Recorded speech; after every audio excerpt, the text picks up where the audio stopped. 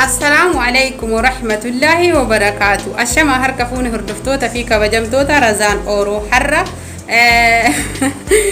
واي أقوما الرت يوكين فيا واي ولما قلت تجتشورا هرماتا دوبرسي الرت نموتا كينا كركتي فيديو مال أكامتي واي شكوما كان الرت نومي جاودن دا أكامتي بلوتا كينا تهمنا جتني كركتني في دايركتي جتشورا فيديو حالا كمين جتو هريوتا كيسانيف استحي أبولوتا كيسانيف أكامت أكا دامتن أكاسم أكامت أكا همتن واي شكوما رتي إسنيف كبردي فيجرا فيديو كان وجين ترتي غاري أجمان سبسكرايب لايك شير gochuun gara Razaan Oro jajjabeessa bira dhaabbadhaa isiniin jedha.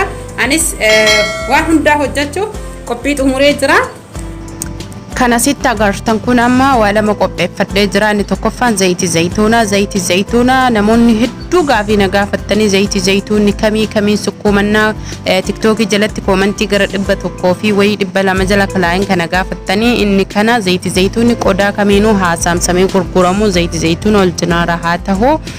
itti aansee ammoo inni lammaffaan carqii ittiin sukkuumu kan erga sukkuumee geessina of kolcha ittiin hidhuu jechuu barbaade haala amma agartan kana nani uffata yookiin ammoo surreetti uffata guuree jechuudha isinitti agarsiisuuf deema. Amma erga dugda keessaniin ciiftanii haala kanaan luka keessan ol dhaabdanii girgiddatti hirkifattanii lukni keessan isin haree waan isin huffee isin dhukkubuuf jecha haaluma amma agartaniin namnis yoon jiraanne dirqama nama isin hin barbaachisu luka keessanii ol qabdanii jechuudha yookiin cabsattanii teettanii quba lukaa irraa jechuudha inshallah ta'ala haala amma agartanii zayitii zayituuna qaama keessan guutuu waliin geettanii jechuudha luka keessan dakasirra akka jechuun walumaa galatti mudhii gadi luka keessan guutuu zayitii zayituunaan jiistanii namoonni biyya jirtanii fammootu yuudhadhaan hedduu filatamaa fi irra caalaa barbaachisaadha.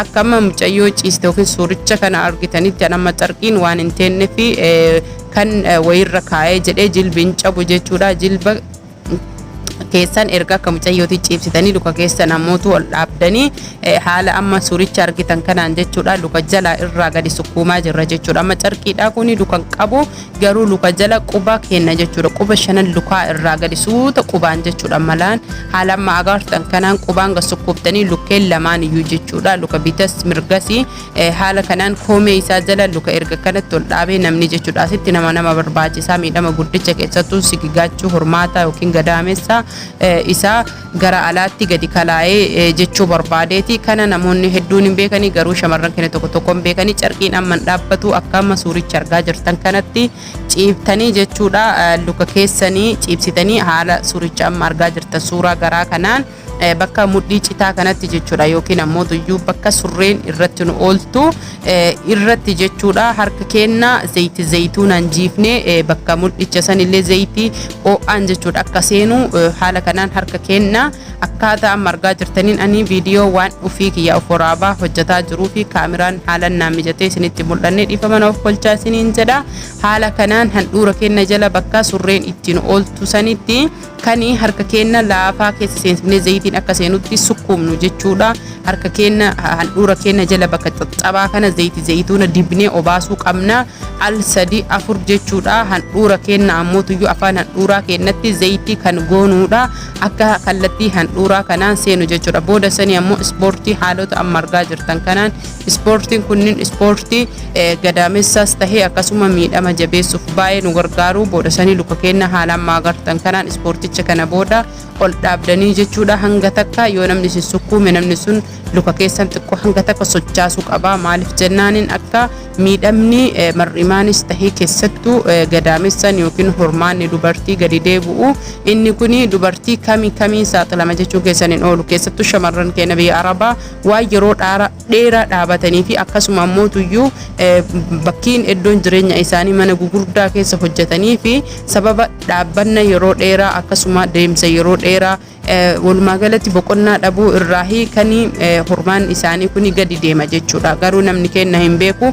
Itti aansee ammoo sababa gara gogiinsatiin yeroo gara gogiinsaa mana fincaanii seenanii sagaaran irraa hin baanellee kan gadi dhiibamudha jechuudha hormaanni. Inni dabalataa ammoo warroonni ijoollee biyya arabaatitti argatan ijoollee garatti baatanii kan dalagan dhugaa rabbii sunni sigigaachuulleen kan saaxiluudha. Kanas tahee sanis tahee jechuudha. Kana addatti viidiyoo kophaa dhuunfatti yoo fide malee kanarratti waan hin geenneef jecha erga xumurree geessinee jechuudha carqii keenna haala salphaa taheen dugdaan ciisneetiin carqii kennan garaa kenna erga sukkuumnee geessinee haalatu amma argitaniin jechuudha. Suuta shaf goonee kan hidhannuudha. Amma ani kana carqii surree keessa guuree haaluma amma argaa jirtan kanaan jechuudha kan hidhaa jiru. Amma harka tokkoon bilbila qabee harka tokkoon isin agarsiisaa jira. Kanas tahee sanis tahee viidiyoo kana dura gadhiise tokko sirriitti yoo laaltan isiniif galaasan viidiyoo waan namni na waraabee jecha sirriitti viidiyoo haala amma argitan kana jechuudha. Ispoortiin kun ispoortii filatamaa dhugaa rabbii jechuudha. Ispoortii hormaata tahee miidhama keessattuu dubartiif barbaachisaa ta'edha. Garuu ispoortii jedhamee sochii qaamaa jedhamee ispoortii waa ol fuudhus tahee akkasuma ammoo ispoortii utaalcha garaagaraa miidhaa garaagaraa kan nurraan gahuu fi akkasuma kan shamarran miidhaa garaagaraatiin saaxilu. Haala kanaan ispoortii shan qofa jechuudha kan nu barbaachisu yookiin ammoo jabina hormaata keenyas tahee jabina maatsanii akkasuma ammoo miidhama shamarranii kan ittisu ispoortii shan qofa. Haala kanaan sukkuumnee booda sanii ammoo hiinee jiraachuu hin dandeenye isin jedha hordoftoota fi kabajamtoota kiyya. Yeroo sukkuumii kana sukkuumannu ogeessa qofa nu barbaachisu. Moota tokko joo haala akkamitti ogeessa malee an sukkuumachuu danda'a akkamitti hin dandeenye nu mataan keenya jechuudha. Ogeessas ofiif ta'uu hin dandeenya ogeessa illee namaaf ta'uu hin dandeenya. Zabana duraanii jechuudha yookiin ammoo akaakiyyoonni keenya mana yaalaatu jira mana qorsaatu jira manni qorsallee jiru manni yaalaallee jiru. Garuu haala aadaatiin jechuudha ammayyaa ammaa kana kan caalu waldhaanamaa kan turanii fi kan waldhaanaa turan nama cabe fayyisaa turan.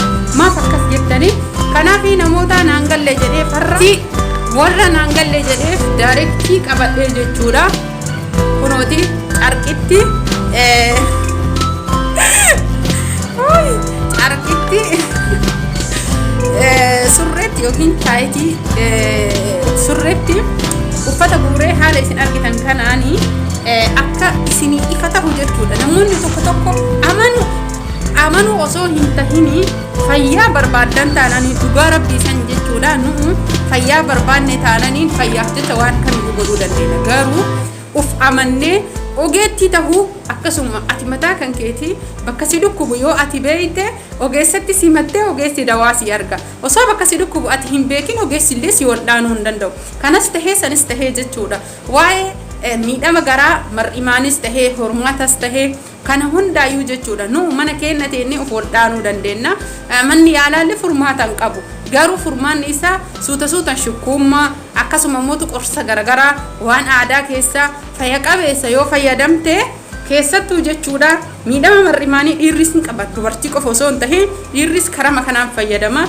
Garuu haala kanatti salphaa taheen jechuudha. Miidhama keenya of waldhaanuu dandeenya. Qulqullina qaama keenyallee eeggachuu dandeenya. Hanga qophii koo xumuraatitti like, share, subscribe gochuun ammallee turtii gaarii isiniin jedha. Ani garuu asumaan nagahatti viidiyoo kan koo hojjedhe shukkuumaa akka ajaa'ibaatti jechuudha. Shukkuumee xumuree horaa bulaa isiniin jedha. Turtii gaarii.